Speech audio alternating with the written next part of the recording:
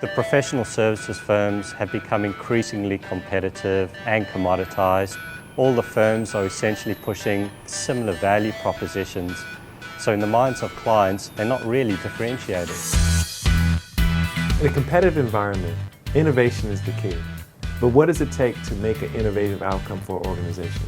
The reality is it begins and it ends with the knowledge base and the relationships of an employee. And how executives manage that, both inside and outside of their organization, will determine whether or not they're able to be successful. The business challenge and the business opportunity comes down to people, and that's people both inside and outside the business. This is really all about behaving in a way which is consistent with our brand. Where is growth going to come from? That's the dominant question facing most organisations. The functional head that's best placed to answer that question is the Chief Marketing Officer, and yet we observe that in most organisations the Chief Marketing Officer is not the right-hand person of the CEO. The program for me provided real frameworks that I could take back to the business immediately. Real learning from outstanding faculty, real case studies and intense syndicate work.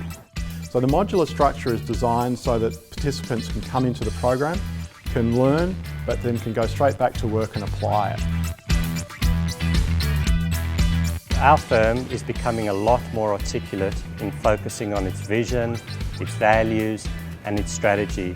I've moved from a very functional view to a far more strategic view of how all parts of the organisation need to come together in alignment to deliver our strategy. So as a business, a lot of attention, a lot of resourcing has been going towards how do we comply in the new framework, but then we have to think about, well, how do we compete, how do we differentiate within those boundaries? The importance of empowering people, creating a vision they can aspire to, is the foundation, I think, for communicating and communicating in a way that brings not only people's minds but also their hearts along for the journey.